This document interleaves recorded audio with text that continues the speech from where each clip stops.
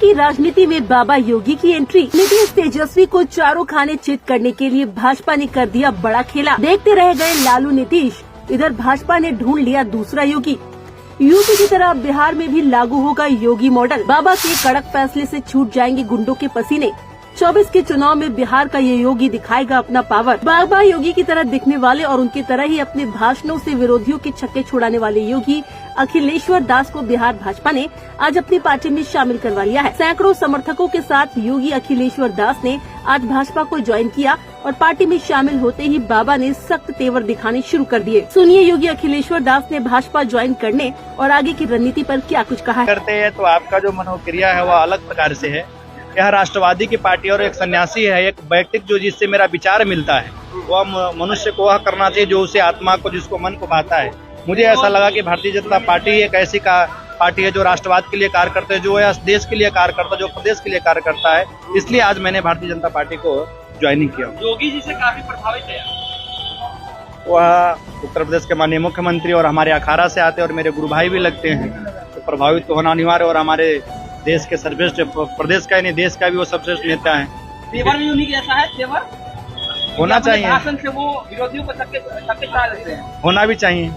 क्या करिएगा बिहार में, किस तरह का रोड मैप होगा आपका, क्या विजन लेकर आए हैं आप? अभी तो मैं आज आया हूँ, अब देखते रहिए कैसा क्या होगा। राम का विरोध हो रहा है, तुलसी को गाली दिया जा रहा है, रामचरितमानस को गाली दिया जा रहा है, इस पर क्या कहेंगे बिहार में? यह जो भी राम पे विरोध कर रहे हैं, राम का विरोध करने का तो कोई मतलब ही नहीं है। तुलसी पे, जैसे रामचरितमानस पे चंद्रशेखर जी का कुछ दिन पहले उनका वक्तव्य आया था, मैंने आपको पहले भी बताया था कि राम पे बोलने का, तुलसी पे बोलने का तो कोई मतलब ही नहीं है। वो तो एक स्ट्रेटजी था कि कुछ भी बोलकर हम मीडिया में बने रहे। राम के विषय में मैंने आपको पहले बताया था, आज भी बता दूं, राम के विषय में तो, तुलसी के विषय में तो रहीम ने भी लिखा है कि रामचरितमानस विमल संतत जीवन प्राण, हिंदुआन को वेद समझवनी प्रगट कुरान।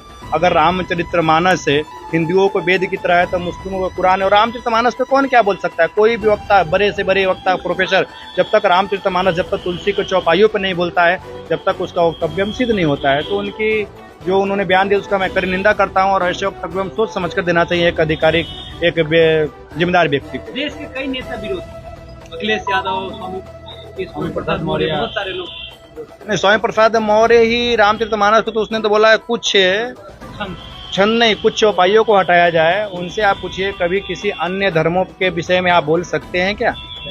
उनसे यह प्रश्न आप लोग कीजिए। एक सवाल बाबा कि आखिरकार सभी भगवादारी को बीजेपी ही क्यों पसंद है, सभी को कमल साहब क्यों पसंद है? ये बहुत बड़ा सवाल है।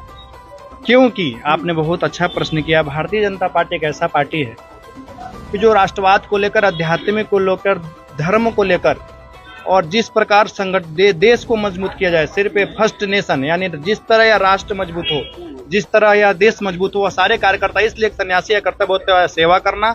और इसलिए साधु संतों को लगता है कि भारतीय जनता पार्टी के माध्यम से, संगठन के माध्यम से अगर देश की सेवा की जाए तो और अधिक तरह से दिव्य स्वरूप से हो सकता है। इसलिए तो क्या हम सोच सकते हैं कि आप बिहार में भी योगी मॉडल लागू होगा, क्योंकि आप आ गए हैं और बिल्कुल केवल वैसा ही बिहार में एक नया योगी मिल गया। हाँ, बिहार को आने वाला समय में आप सभी को देखने का कार्य देखने को मिलेगा कि अभी तो मैं बार बार बोल रहा हूँ कि आज मैं इस पार्टी में आया हूँ, भारतीय जनता पार्टी में, तो आगे जो भविष्य में जो रोड मैप होगा आप सभी के सामने आएगा। साधु संतों को जोड़ेंगे पार्टी से बिहार में? पहले भी जुड़े और मेरा अभियान जोर रहेगा और जुड़ते रहेंगे। ठीक है, लेकिन राह आपका बहुत मुश्किल होने वाला है, क्योंकि तेजस्वी यादव और नीतीश कुमार। राह कोई मुश्किल नहीं है। दिनकर ने लिखा है, जब एक सन्यासी राजतत्व को स्वीकारता, जब एक सन्यासी जब राजनीतिक में आता है, तो दिनकर ने लिखा है कि हवन पुत कर्मे सुदन्न जटा जुट परदास चाज, जगह देखने को आएगा सन्यासी का राज, जगह देखने को आएगा सन्यासी के राज। इसी के साथ मैं अपनी वाणी को विराम देता हूँ। जय हिंद, जय भारत, जय बिहार।